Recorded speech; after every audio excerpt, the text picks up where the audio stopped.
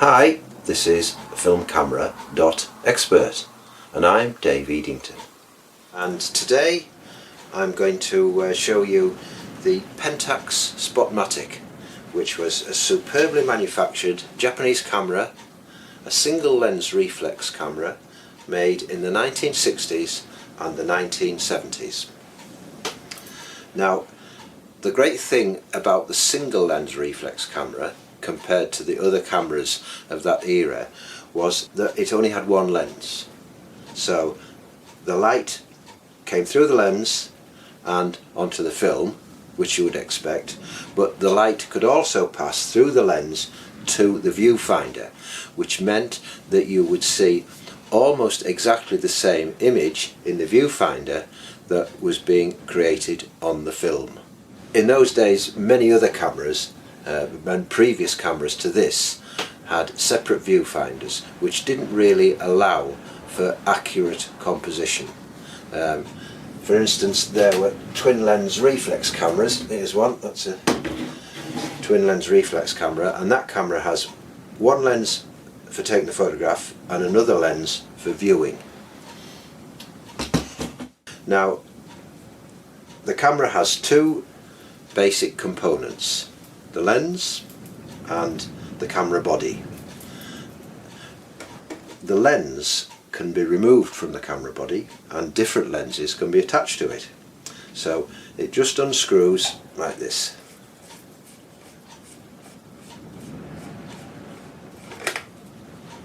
There we go. And there's the camera body. Now, if we open the back of the camera like that, this is where the film goes, across there, and that is the shutter, which allows light to pass through the lens onto the film. There we are. Oops. And obviously the shutter and the film have to be wound on each time a photograph is taken.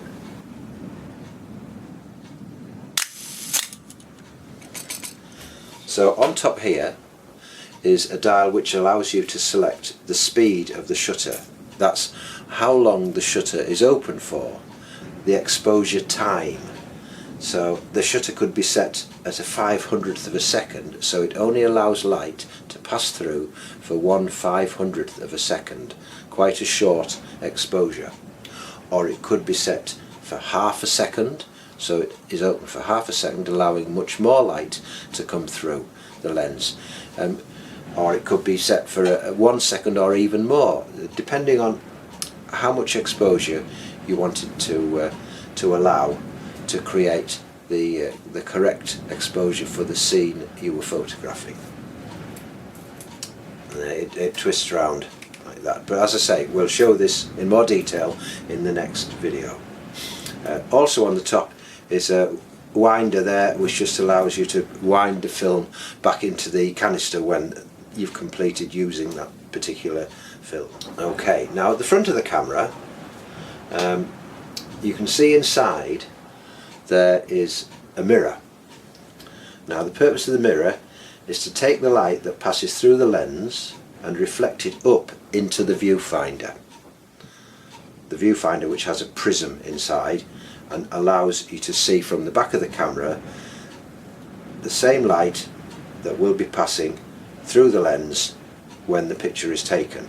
So light coming through the lens, reflected by the mirror up into the viewfinder, so you can see it when you're composing your image. But of course, when you're actually taking the photograph, the mirror would be in the way, because the light wouldn't be able to get past the mirror to go through and onto the film. So what happens is the mirror will flip up when you take the photograph and flip back down again when the exposure is completed. I've just opened the back of the camera so we can see right through and see what happens when you press the shutter. So the mirror is going to flip up, the shutter is going to open almost instantaneously, and then light will pass straight through, and after the 1 second exposure the shutter will close and the mirror will go back down again. There we go. I'll just do that again. So at the moment we can view the image because the mirror is in position and the light's going through to the viewfinder via the mirror. But let's press it and it'll briefly open. Here we go. Okay. So let's have a brief introduction to the lens. Very basic. The lens has inside it an iris. Now the diameter of the iris can be changed to let more or less light in. Here we go, so you should be able to see that. I'll just open the lens up a bit. It's a bit stiff, this old lens. Right, and there you can see, hopefully, the iris moving from wider, letting a lot of light in, to a smaller aperture, letting less light in. The aperture is controlled with a ring on the side of the lens called the aperture ring, and the ring is marked in what we call stops, f-stops, which are numbers which tell you about the size of the aperture created by the iris when you change it. So a small number, a small f-stop, like f2 for instance, is quite a wide aperture, letting a lot of light through. A high number, like f11, is quite a small aperture, letting less light through. So there's f11, small aperture. If we move the iris, f8, f5.6, f4, f2.8, f2, and that's f2 is a wider aperture for this, and it's a wide aperture for this lens and this camera combination. Of course, as we've already seen, the speed of the shutter also controls the amount of light going through onto the film. So those are two things that are controlling the exposure on the film: the aperture of the lens and the speed of the shutter, which together, in combination, control how much light is going onto the film. As well as the aperture, the lens controls focus. Which part of the scene is in focus? Is the part of the scene that's far away in focus, or is something nearby in focus? And when you move the focus ring on the lens, this moves the glass elements inside which are focusing the image.